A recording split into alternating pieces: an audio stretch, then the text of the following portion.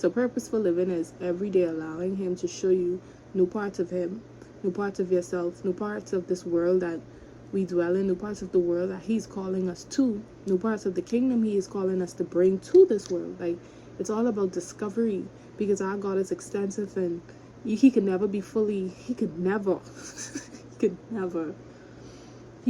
be fully experienced because of his vastness. We get to experience different aspects of him in different ways as he manifests, but in this life it's impossible to experience all of him.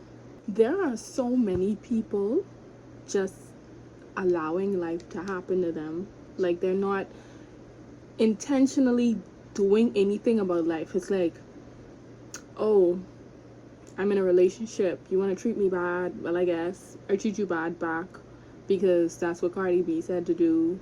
Or like, oh, you have a bad job, okay, it paying my bills, I can just stick it through and endure. There are so many people living life on autopilot, and they think they're making choices, and they think they are like intentionally creating a life for themselves, but in reality it's like they're falling suit to whatever happens to them. They're not making conscious decisions about what is going to be for me. I'm not going to be in a relationship where I feel less than. I don't care how much I love you, I love me more. That's intention. That's leaving a situation after you realize that it's not serving you. And that's not selfish. That's called agency. And a lot of people don't have agency because the school system, which is really just another economic tool for mental enslavement, but I digress, taught you to be complacent, to do as you were told, to take instruction, and not to challenge anything that is the norm. So, you know, we get a bunch of mediocre people with intense feelings and thoughts that they don't know what to do with it. But living on purpose is more than making conscious decisions. It's deciding that I'm going to do this thing, even if it doesn't work out, even if it proves to be a fail the first few times. Like, I'm going to work on it until it works for me. There's no other choice. There's no choice. It's a decision to live on purpose. Not enough people are challenged with the thought that their choices aren't their own, that they're just a summation of other people's beliefs and experiences that you inherited from your teachers, your peers, your parents, your mentors, whoever. Like, you inherited, and you never really challenged what it meant for you, because what could work for them may not work for you. And that could be anything. That could be the way you think, that could be the way you speak, that could be the type of people you interact with, that could be your prejudice, that could be your own bias. Like, there are so many parts of us that we accumulated from the people around us, and we never really took thought or took inventory of those thoughts. And those thoughts dictate how we approach life. If I'm taught that, you know, girls should it's funny because I grew up saying that girls should be seen and not heard. Like, yeah, okay, you can see me, but you can hear me and you can feel me too. What? No, I was taught that girls should be seen and not heard. I'm not sure what the equivalent to that would be for men. Like, what, y'all should be heard and not seen? Or I don't know what the equivalent of that would be for males. But I grew up from the Bahamas. So I grew up on a family island, and my Grammy, that's what they taught me. So throughout high school, throughout university, I was conditioned to be the type of person that isn't as expressive or vocal about her opinions and beliefs. Mind you, very strong at it. Now, I have my beliefs. Now, that's one thing I was taught sure about, that I have my beliefs. That's for sure. And if we having a conversation, you can hear my mouth.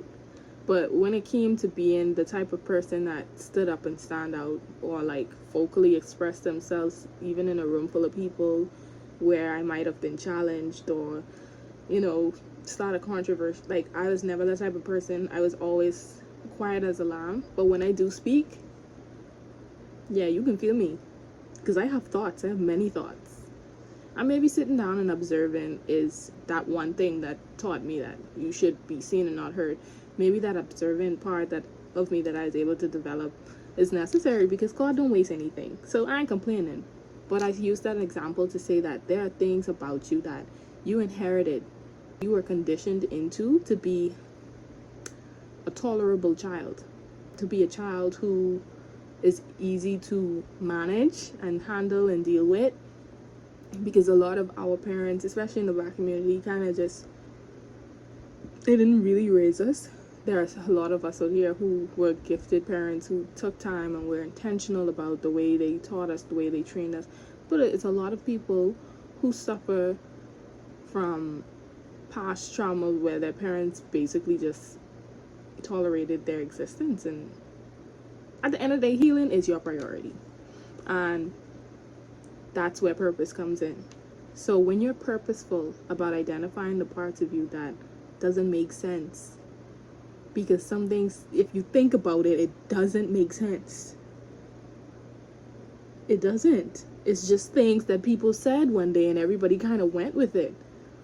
And because culture and tradition forces us to think that going against it is radical, it's like we don't allow ourselves to explore all of the thousands and millions of possibilities that could be true about any single solitary thing.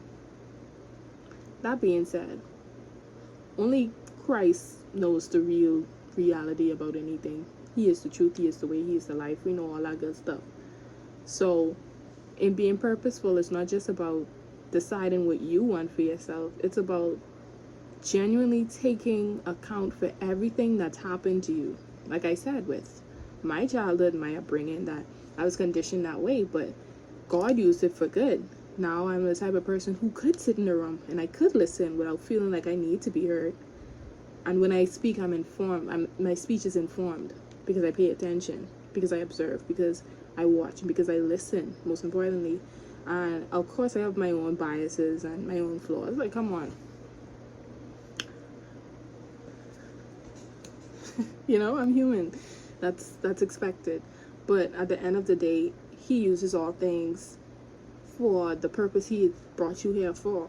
It's not just about being intentional about what you want for yourself, but it's about taking account of everything he did in your life and what was the result of that. Sad to say it, but maybe you needed to lose that home. Maybe you needed to lose that friend. Chances are you could have done well with that money someone stole from you, but maybe you needed to lose it to understand that it wasn't yours to begin with. Things happen. And then as a result of it, it affects the way we approach life. But it can't affect the way we approach life if you don't observe a situation thoroughly and really try to look at what is God doing here. Like, what is he working in me here? Is he working patience in me? Is he working temperance in me? Is he teaching me something? Is he honing a skill behind the scenes in this frustrating job that I'm in? That even under it, some way, somehow, he's developing a skill that I don't even know that I'm developing. You know? So being intentional about how you look at the things that has happened to you, not ignoring it, not pretending it didn't happen, not trying to play positive, because things happen and it hurts. Allowing yourself to be open to the fact that God and all his sovereign will, it did not surprise him. It didn't surprise him. It didn't catch him off guard. It wasn't like, ooh. I don't know how many people have dropped kids on their heads. I have. I'm not gonna say who. She turned out fine. Thank God. But you know, like, it wasn't like he dropped you on your head and he was like, oh, that one could be a little slow, so her life ain't gonna work over. No, he factored in the fact that he was gonna be a little slow. He factored in the fact that you were going to be a little hot-headed. He factored in the fact that you were going to be a bit daft. You know, like, it's not a surprise to him that you are the way you are, or that the things that happened to you happened. What should be a surprise is if it was a surprise. That's scary. Thankfully, it's not the truth. So, what does that look like? It looks like reflecting on the pivotal moments in your life that genuinely rewired your brain, and allowing him to breathe his word into those spaces. For me, that was when I lost my mother.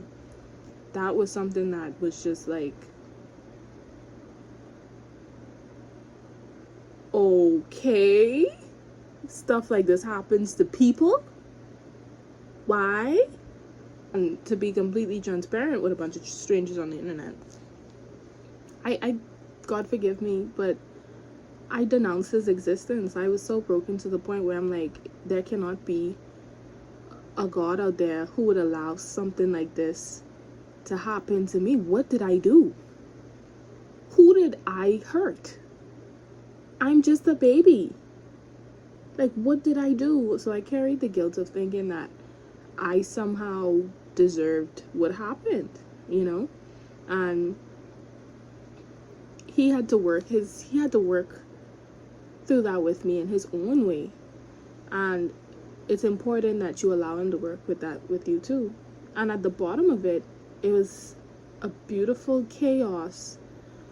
He almost showed, like,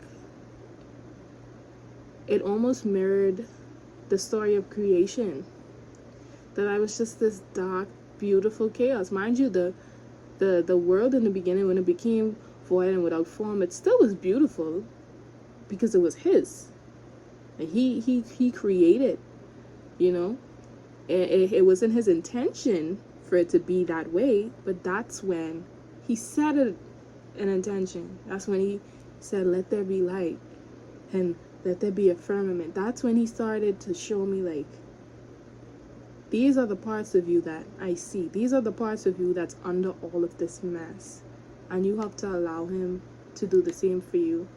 Because what's the purpose of purpose without the purpose giver? What's the purpose of life without the purpose of life? You know, you weren't just plopped here because your parents had unprotected sex. He, like I said, nothing is a surprise to him. Outside of anything, there's nothing that comes as a surprise to him. You were designed for a purpose that only you could fill. But until you undo all of the things that people did to you and allow him to speak truth into those spaces, then you just be you just be on autopilot. And some people are destined to that, but I don't believe that you are. And I don't believe he would have brought you to this video, even if it's just 10 or 12 of y'all. Y'all are special. He didn't just make you to work at a 9-to-5 job and get a pension, probably go away once or twice every 2 years, and then dead. What type of God do you think you serve? It can't be the one I serve, because my God said he who was able to do exceedingly abundantly above all that you could ask or think, through the power that worketh in you, through Jesus Christ. That's the God I serve. My God said that of every tree in the garden thou shalt eat freely. That's the God I serve, regardless of what he used to, because Jesus undid all of that. All of that he undid. That's the God I serve. And he's the same today, yesterday, and tomorrow. So that's not his intention for our life. And yeah, figuring it out is going to be probably it's going to be a life work, not probably. The thing is never going to be, oh, I got it together. No, that's not the point, because we are preparing for eternity.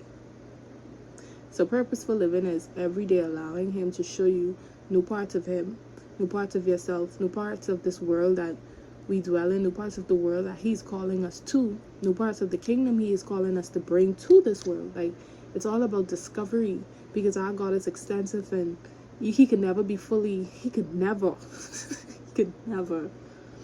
he could never be fully experienced because of his vastness. We get to experience different aspects of him in different ways as he manifests, but in this life it's impossible to experience all of him. So it's never going to be an end. Like Myron Golden always said, there's no there. There's no there. There's no there. It's just, let's go. We can walk until we don't. We can walk until we fly. And when we start flying, we can fly until we swim. Because as we move from glory to glory, like he said, we'll discover different parts of ourselves under them. So be purposeful, be intentional, be full of love, but most of all, don't let nobody tell you who you is.